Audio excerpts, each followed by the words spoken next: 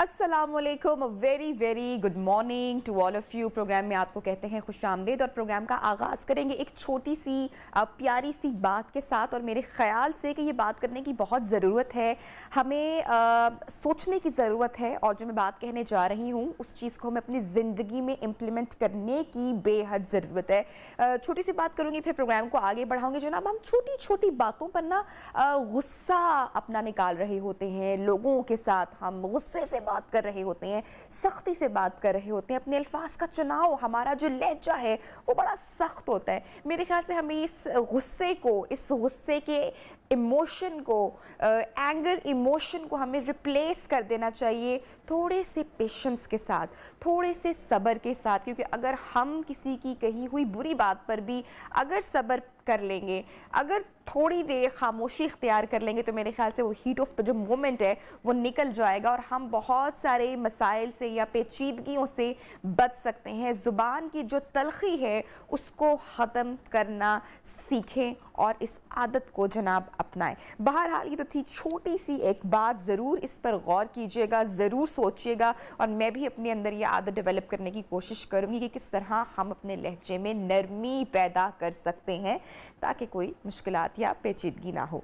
जनाब, आज है 27 अक्टूबर का दिन और पाकिस्तान भर में और कश्मीर में आज का दिन यानी कि 27 अक्टूबर यौम सयाह के तौर पर बनाया जाता है और यौम सयाह की हैसियत रखता है।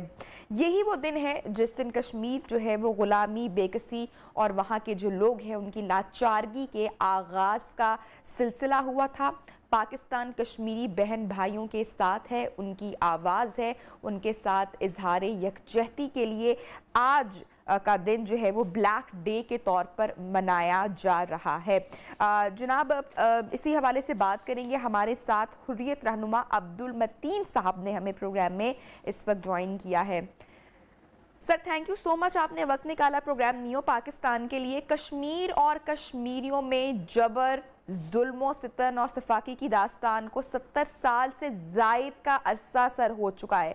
क्या कहेंगे हिंदुस्तान की जो घिनौनी हरकत है जो 70 साल से जो जुल्म सितम का सिलसिला जारी किए हुए रखा है?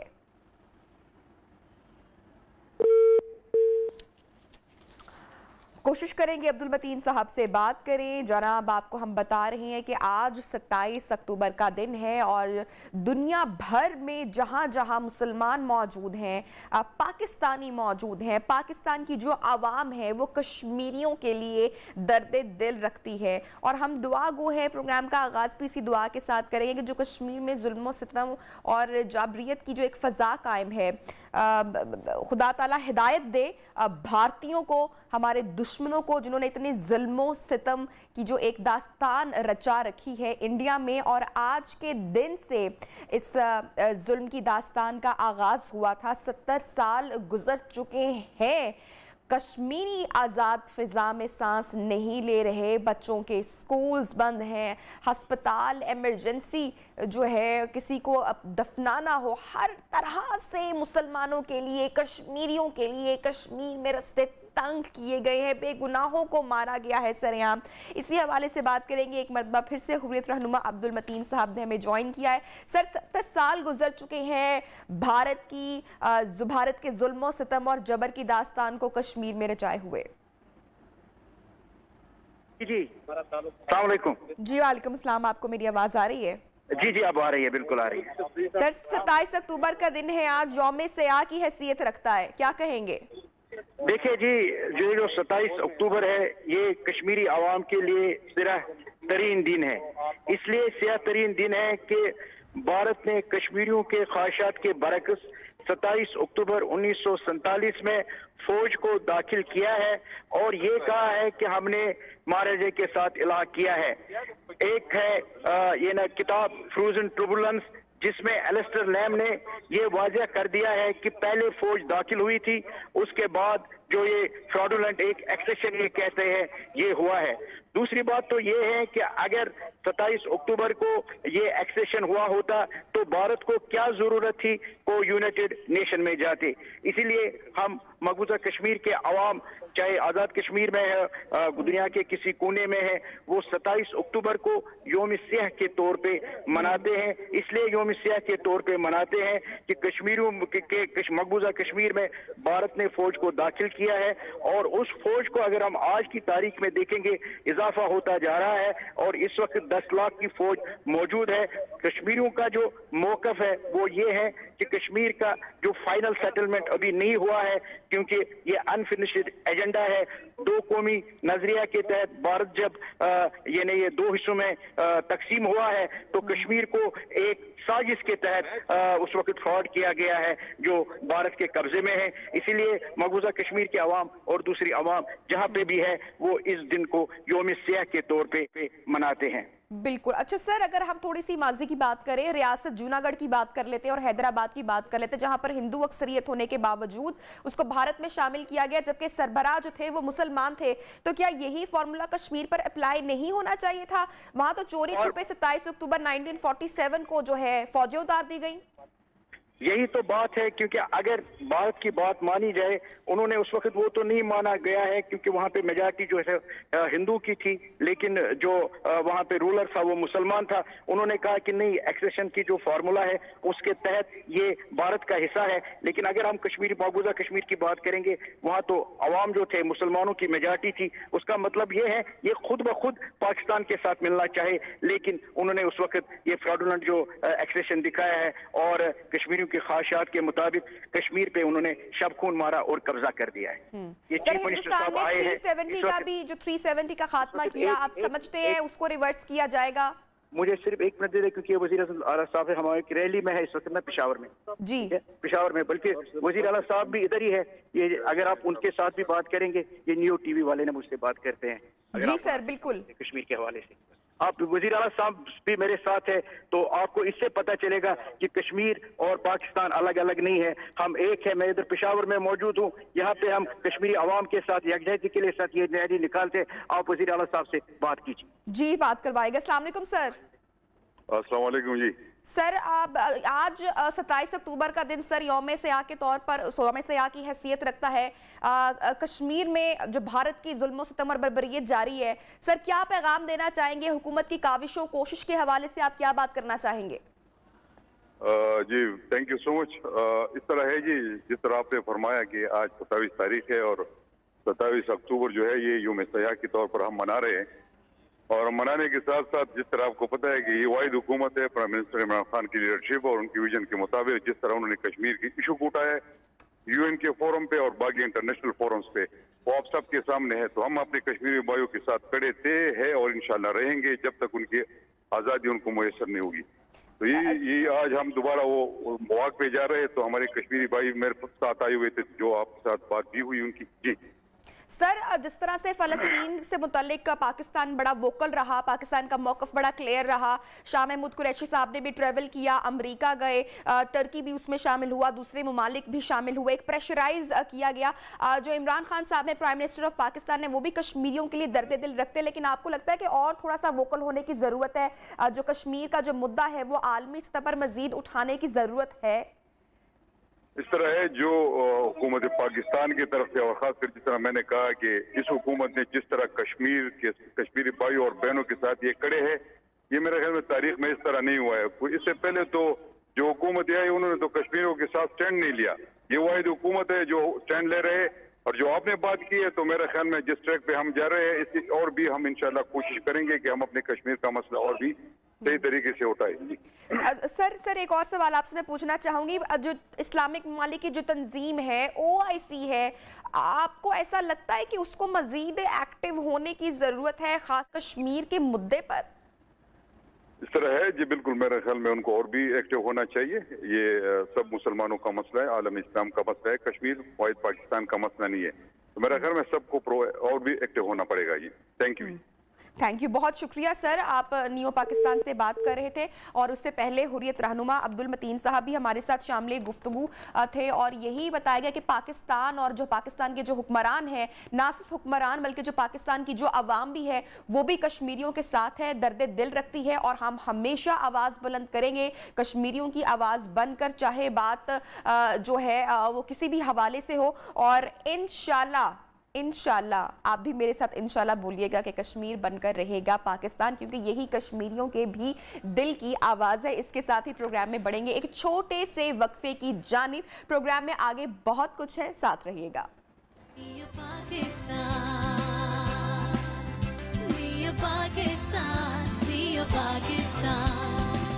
वेलकम बैक जनाब। और प्रोग्राम में आपको कहते हैं एक मरतबा फिर से खुश आमदीद। और एक मीम मुझे याद आ रही है जो मैं आपके साथ शेयर करूंगी। सोशल मीडिया पर बहुत मज़े की मीम्स शेयर कर रही हैं और उसके मेरे शेयर करने के बाद ही आप समझ जाएंगे कि मेरा जो अगला सेगमेंट है वो कौन सा होने वाला है।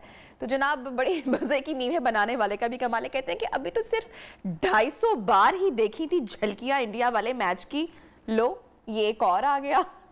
तो जनाब ज़बरदस्त कामयाबी हुई पाकिस्तान को। कल के मैच में भी इंडिया को 10 विकेटों से शिकस्त दी, न्यूजीलैंड को 5 विकेटों से शिकस्त दी। कमाल की स्ट्रैटेजी रही, टीम लग रहा था बहुत मेहनत के साथ उन्होंने जो है वो परफॉर्म किया। जबकि न्यूजीलैंड की टीम की जो बॉलिंग थी वो एक टाइम पे जाकर लग रहा था कि बहुत एग्रेसिव भी हो गई है, लेकिन उसके बावजूद बहुत अच्छा परफॉर्म किया। अगला मैच जनाब अब होगा पाकिस्तान का अफगानिस्तान के साथ। 29 अक्टूबर को जुम्मे की शाम को ये मैच देखा जाएगा। अब सारी नजरें जो हैं वो इस मैच पर है मुनहसर, और इसके साथ साथ पाकिस्तान अपनी ग्रुप पर टॉप पोजीशन पर भी आ गया है। तो many congratulations to team Pakistan. जरा एनालिसिस लेंगे कल के मैच का, पाकिस्तान की जीत का, और जो अब मैच अफगानिस्तान के साथ होने जा रहा है दोनों के हवाले से बात करेंगे। अब्दुल माजिद भट्टी साहब सीनियर स्पोर्ट्स एनालिस्ट हमारे साथ मौजूद हैं। Sir thank you so much Bhatti साहब, आपने टाइम निकाला और बहुत बहुत मुबारक हो आपको भी पाकिस्तान की जीत की। नबिया आपको भी मुबारक हो। और अगर आपको याद हो तो इंडिया के मैच से पहले मैंने आपसे कहा था कि ये टीम अपसेट करेगी इंडिया को, लेकिन इस तरह पाकिस्तान की टीम स्टार्ट लेगी कि इंडिया को 10 विकेट से मार रहे हैं, न्यूजीलैंड को 5 विकेट से हरा रहे हैं। लेकिन बहरहाल ड्रीम स्टार्ट है पाकिस्तान टीम का। होपफुली जिस तरह टीम ने शुरू किया है, देखें इस ग्रुप में जहां T20 वर्ल्ड कप में पाकिस्तान मौजूद है, 2 मुश्किल टीमें थी, इंडिया न्यूजीलैंड। पाकिस्तान ने दोनों हर्डल्स अबूर कर ली। आपने बताया कि फ्राइडे को अफगानिस्तान के साथ मैच है, वो निस्बतन मुश्किल हरीफ है, लेकिन भारत और न्यूजीलैंड के मुकाबले में निस्बतन कमजोर हरीफ है। उसके बाद नमीबिया और स्कॉटलैंड, वो 2 कमजोर टीम है। तो मेरे ख्याल में पाकिस्तान के पास अब सेमीफाइनल में जाने के लिए बहुत अच्छे चांसेस हैं। कल की मैच की देखें डबल अहमियत थी।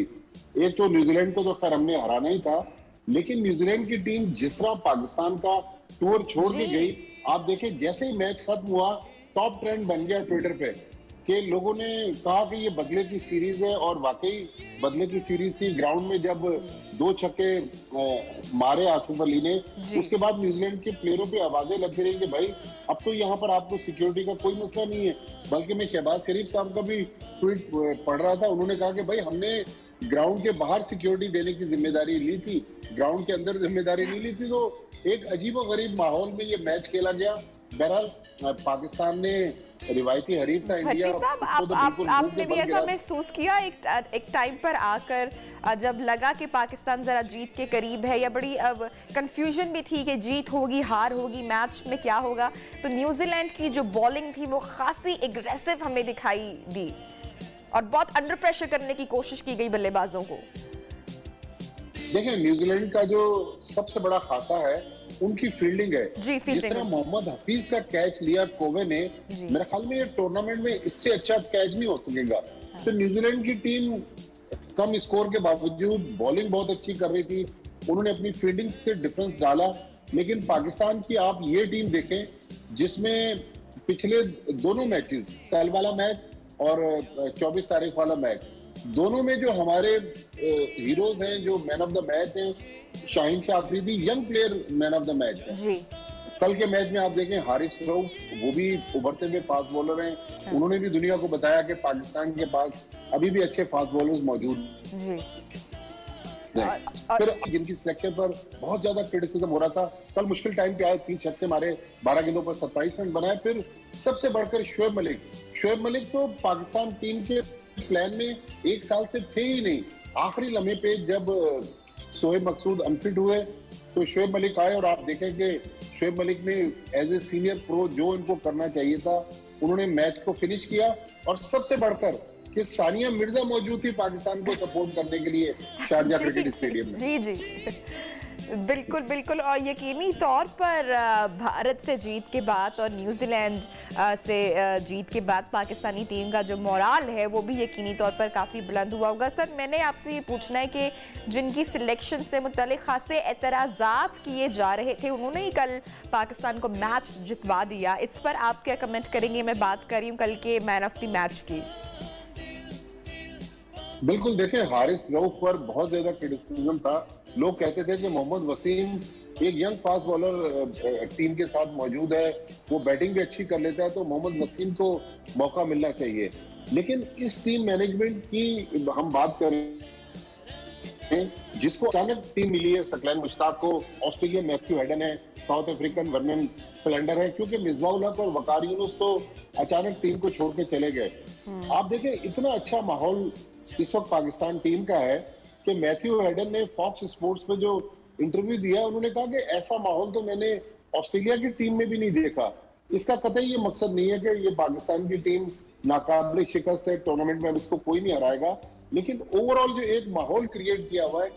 देखिए, कुछ दिन पहले रमीज राजा साहब लम्स में खिताब कर रहे थे, गालिबन 5 दिन पहले की बात है।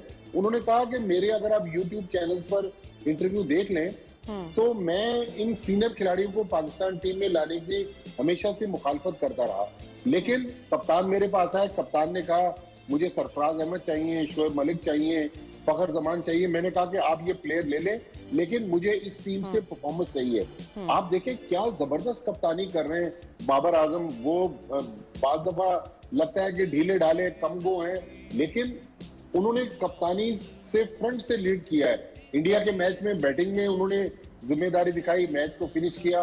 कल आप देखें कप्तानी में इतने अच्छे फैसले कर रहे हैं, बॉलिंग चेंजेस जिस तरह कर रहे हैं, मेरे ख्याल में वक्त के साथ साथ हमें लग रहा है कि बाबर आजम एक मंझे हुए कप्तान बनकर सामने आ रहे हैं। और पाकिस्तान की क्रिकेट टीम के लिए अच्छी चीज है कि अब हमारे पास ईगो नहीं है।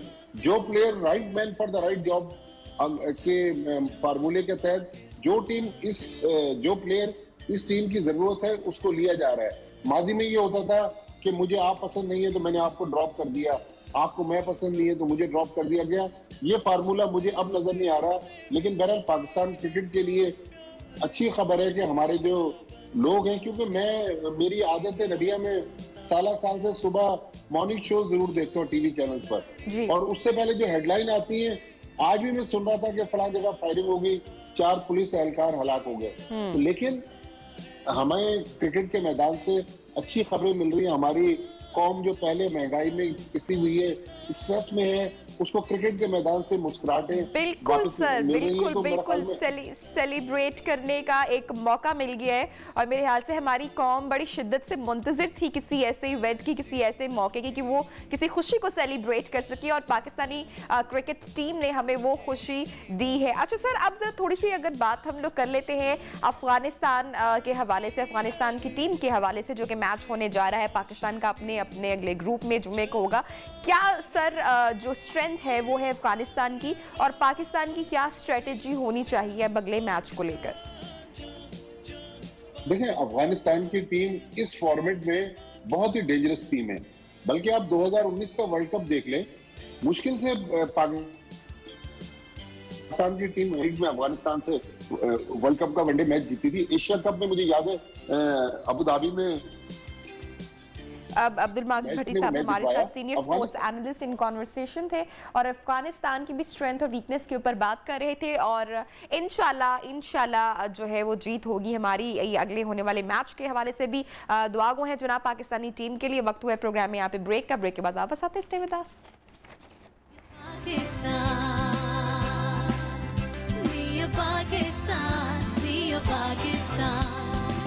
वेलकम बैक जनाब। प्रोग्राम में आपको कहती हूँ खुशामदीद। और मैं नहीं कहूँगी कि मैं इस सेगमेंट में किसी भी सोशल मीडिया सेंसेशन से आपकी मुलाकात करवाने जा रही हूँ। मैं कहूँगी कि मैं सोशल मीडिया इंस्पिरेशन या मोटिवेशन से आपकी मुलाकात करवाने जा रही हूँ, जो एक नन्ही सी लड़की है और बहुत सारी मुश्किलात के बावजूद, अब वो कहते हैं ना कि मुश्किल के बाद, परेशानी के बाद खुशहाली आती है। तो नन्ही अरूज के साथ भी ऐसा ही हुआ, जो लाहौर में चना चाट का, फ्रूट चाट का एक स्टॉल लगा रही थी। सोशल मीडिया पर अरूज की कुछ तस्वीर वायरल होती हैं और वायरल होने के बाद हम देखते हैं कि बहुत सारे लोग जो कि दर्द दिल रखते हैं वो अरूज की मदद के लिए भी आते हैं। तो ज़रा अरूज से ही बात करते हैं और उनसे जानते हैं। जनाब अस्सलाम वालेकुम, गुड मॉर्निंग अरूज, कैसी हो? मुबारक हो बहुत ज़्यादा।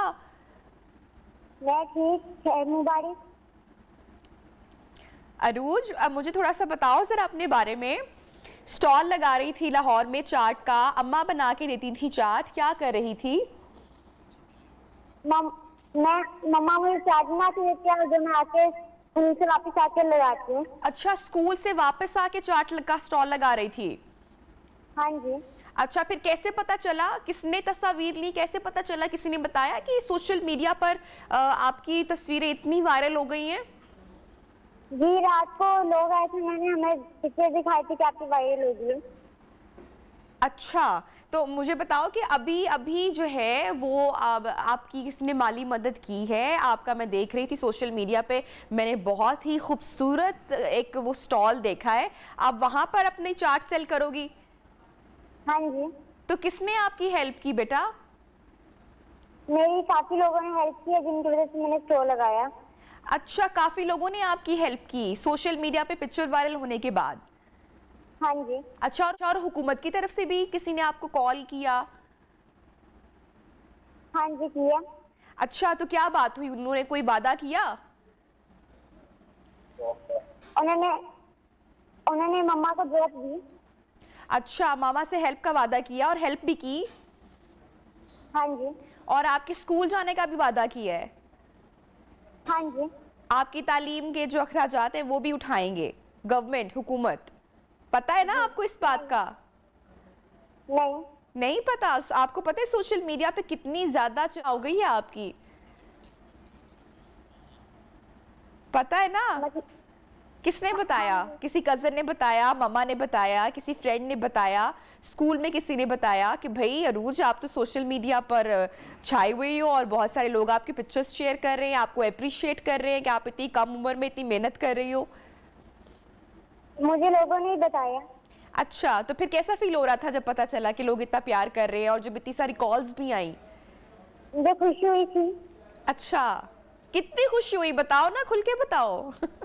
मुझे बहुत ज्यादा खुशी हुई थी। अच्छा, मुझे बताओ कि अभी कौन सी क्लास में हो? मैं 5th क्लास में हूँ। 5th क्लास में हो। और फेवरेट सब्जेक्ट कौन सा है, बताओ, क्या बनोगी बड़े होके? मैं बड़े होके डॉक्टर बनूंगी। बड़े होके डॉक्टर बनोगी?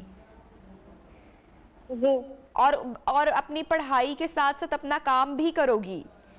हाँ जी। अच्छा, मुझे बताओ, मामा भी आपका कोई काम करती हैं? नहीं, मामा घर में होती है। मामा घर में होती हैं, चाट बनाती हैं और आप बाहर जाती हो और काम भी करती हो, अपनी पढ़ाई के लिए भी टाइम निकालती हो और उसके अलावा स्टॉल पे भी काम करती हो। इतना सब कुछ कैसे कर लेती हो इतनी छोटी होके? अब इन काम की प्रैक्टिस हो गई है। हाँ, प्रैक्टिस हो गई है। प्रैक्टिस हो गई है अभी? तो मुझे बताओ कि दिल लगाकर पढ़ाई करोगी डॉक्टर बनने के लिए? बिल्कुल। अच्छा, अब मुझे बताओ कि इसके अलावा क्या क्या शौक है? पढ़ती भी हो, काम भी करती हो, कोई और चीज भी है जिसमें इंटरेस्ट है, शौक है किसी काम का पढ़ाई के अलावा? साइकिलिंग का। साइकिलिंग का? तो साइकिल है आपके पास? हाँ जी, है। अच्छा, तो साइकिलिंग किसके साथ करती हो? बहन के साथ करती हो, कजन्स के साथ करती हो? टाइम निकाल लेती हो खेलने का? हाँ जी, छोटे भाई के साथ करती हूँ। अच्छा, ठीक है। और अब मुझे बताओ कि जो इतने लोगों ने आपको इतना सारा प्यार दिया,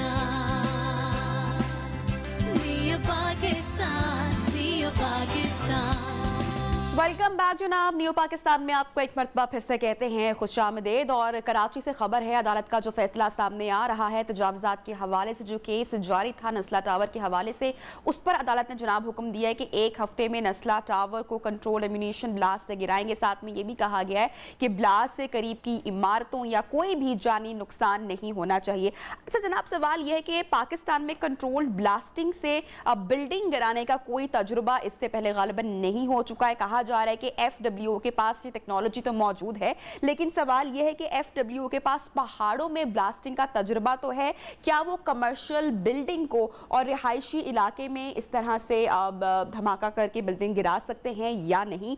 इसी पर बात करेंगे। गुफ्तगू करने के लिए हमारे साथ मौजूद हैं फॉर्मर एडमिनिस्ट्रेटर कराची फ़हीम ज़मान साहब। Sir, thank you so much, आपने ज्वाइन किया प्रोग्राम न्यू पाकिस्तान में। बताएगा कि क्या नस्ला टावर को 1 हफ्ते में गिराना मुमकिन है? Is it possible? जी बिल्कुल मुमकिन है। देखिए, all technical problems have technical solutions हैं। जितने भी तकनीकी इस तरह के प्रॉब्लम्स हैं, देखिए ये जो कंट्रोल डिमोलिशन है जिसको इम्प्लोजन भी कहते हैं, बेसिकली क्या होता है कि जो कॉलम्स होते हैं बिल्डिंग के और उस जो लोड बेयरिंग जगहें होती हैं उनके अंदर ड्रिल करके छोटे छोटे जो एक्सप्लोसिव्स हैं वो लगाए जाते हैं। उनको माइक्रो सेकंड्स में टाइम किया जाता है और मतलब वो पहले बीच वाले फिर आखिर में मतलब माइक्रो सेकंड्स की डिफरेंस से वो जो आउटर कॉलम्स हैं उनको ब्लास्ट किया जाता है तो वो इम्प्लोड करते हैं। तो इसे कंट्रोल्ड डेमोलिशन या इम्प्लोजन के बिल्डिंग अगर आपने नेशनल ज्योग्राफिक स्पेस पे उस पर आम देखिए, बहुत मामूली चीज़ें। याद रखें हम GF-17 और अल खालिद टैंक बना रहे हैं, तो अगर हम एक बिल्डिंग को भी अगर इम्प्लोड नहीं कर सकते तो क्या करेंगे?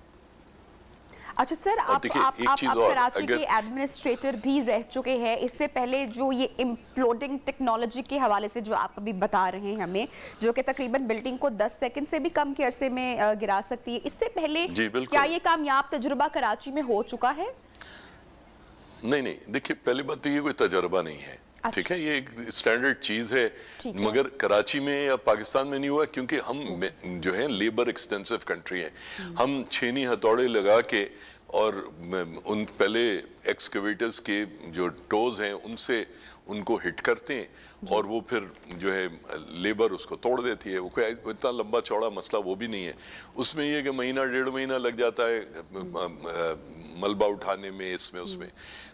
कंट्रोल डिमोलिशन या इम्प्लोजन के जरिए जो है आपने जैसे कहा 10 सेकंड में आपने गिरा दी और उसके बाद जो है मलबा उठाओ भाई लेके चले जाओ।